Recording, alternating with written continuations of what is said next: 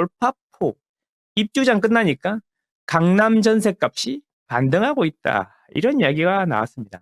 자, 우리가 올림픽 파크 포레오는 12,000세대인데 항상 그렇지만 경험해 보지 못한 거에 대한 두려움이 항상 있죠. 그래서 사람들은 새로운 것에 도전하거나 새로운 시기가 오는 것을 두려워한다고 합니다. 그래서 안 바꾸려고 하는 거죠. 아파트는 망고쌤. 올파포에 입주장이 끝나니 강남 전셋값이 반등하고 있다.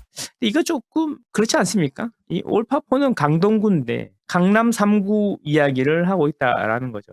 그리고 올파포 입주장 아직 안 끝났습니다. 입주장 올해 2, 3월까지 계속됩니다. 공식적인 입주 기간이 이렇고 아직도 많이 남았는데 좀 어딘가 안 맞는 것 같지 않습니까? 올파포 입주장이 아직 안 끝났는데 강남 전셋값이 반등하고 있다. 더 정확히 말해야죠. 올파포 입주장은 한창 진행 중이나 강남 전셋값은 반등하고 있다.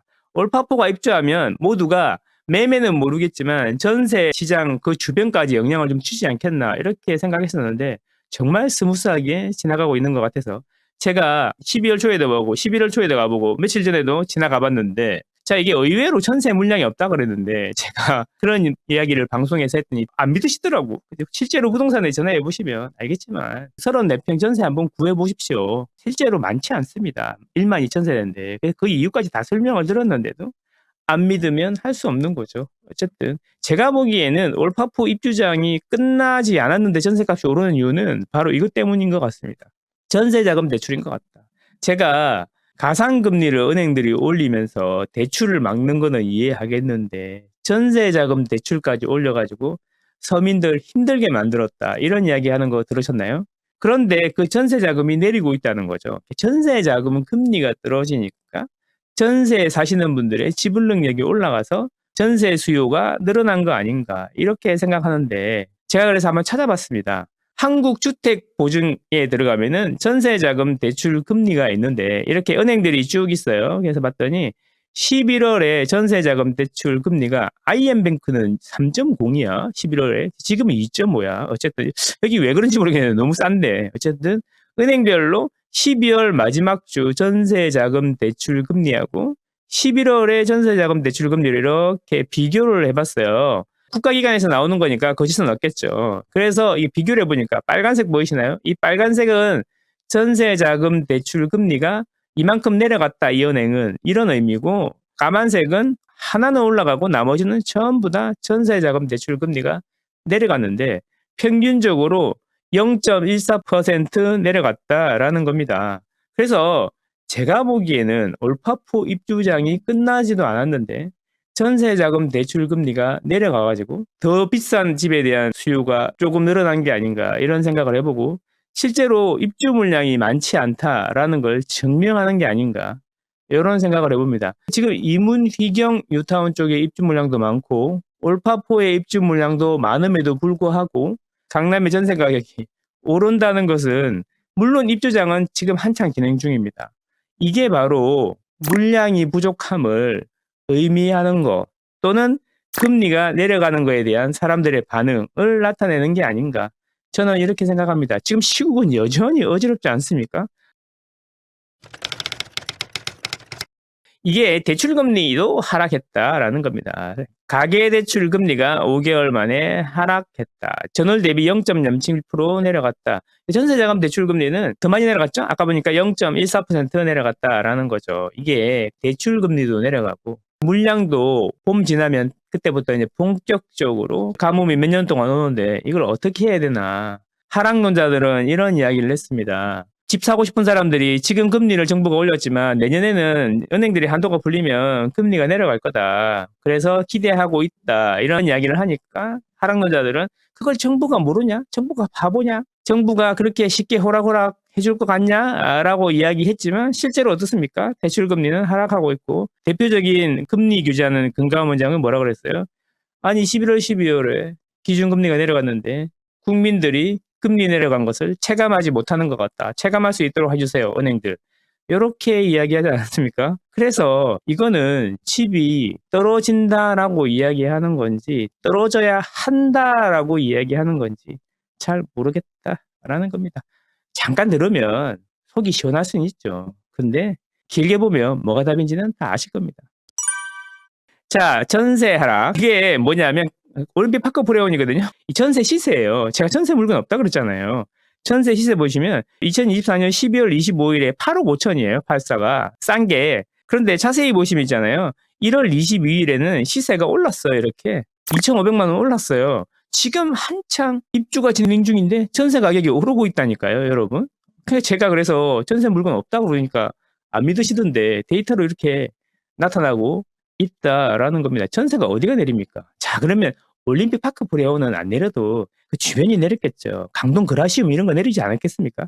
그래서 찾아봤습니다. 강동 그라시움 찾아봤더니 전세 시세가 그대로 잘 유지가 되고 있다. 12월 초부터 1월 24일까지 현재 잘 유지가 되고 있다. 떨어지는 거 없더라. 이런 이야기죠. 물론 한두 개 급한 사람들은 싸게 내놨을 수도 있고 인테리어 잘 되고 동층향 좋은 데는 조금 더 비싸게 될 수도 있고 한데 전체적으로 객관적으로 볼 때 시세는 변함이 없더라. 이런 이야기다라는 겁니다. 그 주변까지도 잘 버티고 있다. 그라시움 같은 경우는 신축이니까 그러는데 구축들은 아무래도 그라시움보다는 조금 더 힘들 수는 있겠죠. 그런데 전체적으로 보면은 전세가 폭락한다. 강남권이 이런 거는 전혀 안 보이고 있다. 이런 이야기죠.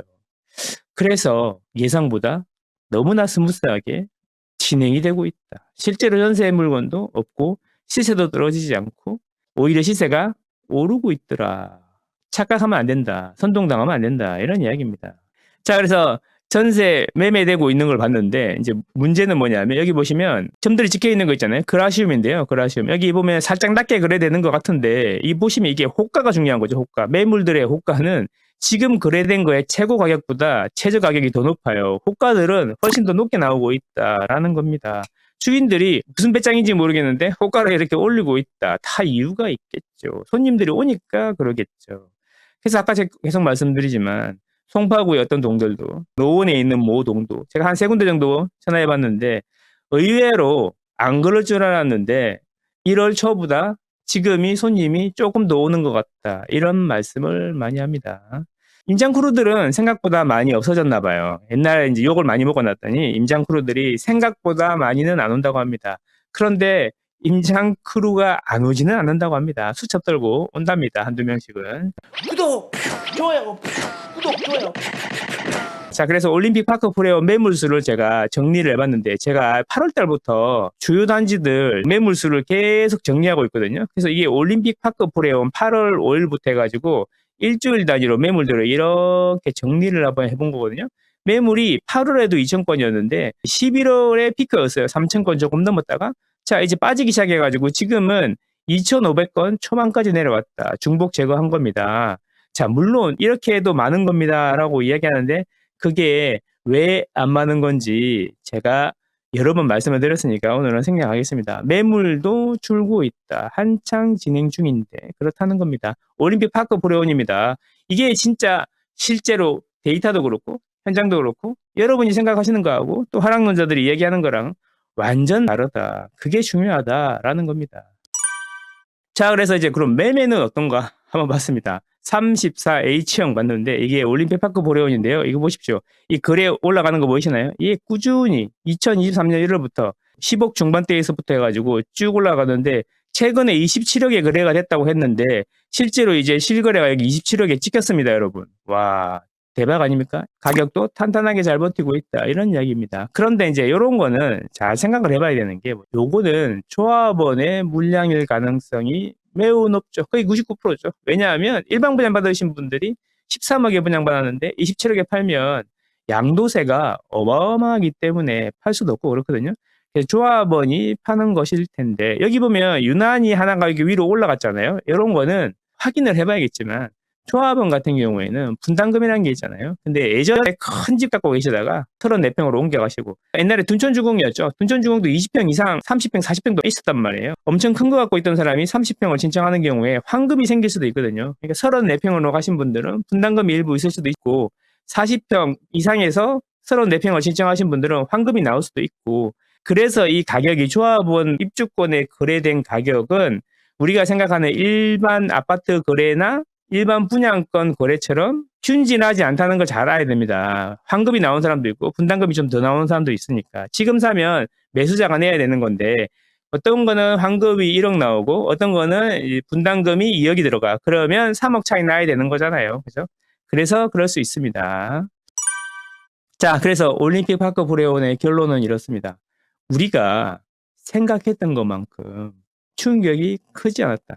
단군 이래 최대 단지였지만 실제로 매매는 탄탄히 올라가고 있고 전세가 쏟아지면서 주변까지 끌어내릴 거라 생각했었는데 전혀 그렇지 않다. 이런 거 믿고 집 안 사는 사람만 불쌍하게 됐다. 이런 이야기입니다. 우리 무슨 이야기 했었어요? 13억에 분양하는데 비싸다. 당첨 안 된 게 다행이다. 이런 이야기 하던 사람들이 아직도 집값이 떨어진다고 하고 있으니 그리고 그 말을 믿고 박수치고 댓글 달고 좋아요 누르는 사람들이 아직도 많으니 우리에게는 더 큰 기회가 있는 거 아닌가 이런 생각을 해봅니다. 감사합니다.